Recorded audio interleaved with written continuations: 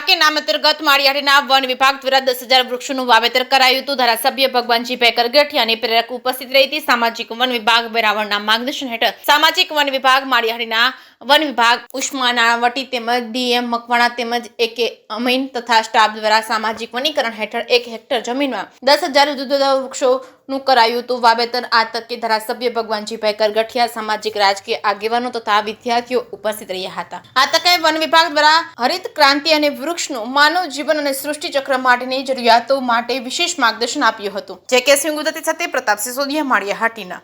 ભગવાનજીભાઈ કરગઠિયા ધારાસભ્ય માંગરોળ। આપણા વડાપ્રધાન શ્રી નરેન્દ્રભાઈ મોદીએ ગયા વર્ષે એક નેમ લીધું હતું કે ગુજરાતને આખા દેશની અંદર એક પેડ માં કે નામનું અભિયાન ચલાવવું, જેના અનુસંધાને આખા દેશની અંદર ખૂબ જ ઉત્સાહપૂર્વક લોકોએ વૃક્ષોનું વાવેતર કર્યું। એના અનુસંધાને આજરોજ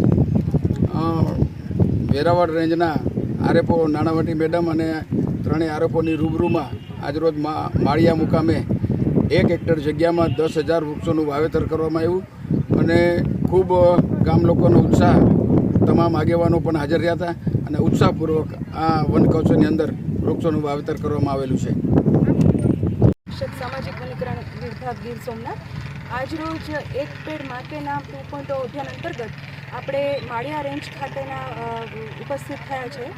આ વન કવચ મોડલમાં અંદાજિત 10,000 જેટલા વૃક્ષોનું વાવેતર કરવામાં આવ્યું છે 1 હેક્ટર વિસ્તારમાં। આ ઘનિષ્ઠ વનીકરણ હેઠળ માઇક્રો ફોરેસ્ટ ડેવલપ કરવાના છે અંતર્ગત અનેક શાળાના વિદ્યાર્થી મિત્રો, એનજીઓના મિત્રો, સામાજિક આગેવાનો વગેરે ઉપસ્થિત રહ્યા છે, તેમજ પદાધિકારીશ્રીઓ દ્વારા માર્ગદર્શન પૂરું પાડવામાં આવ્યું છે।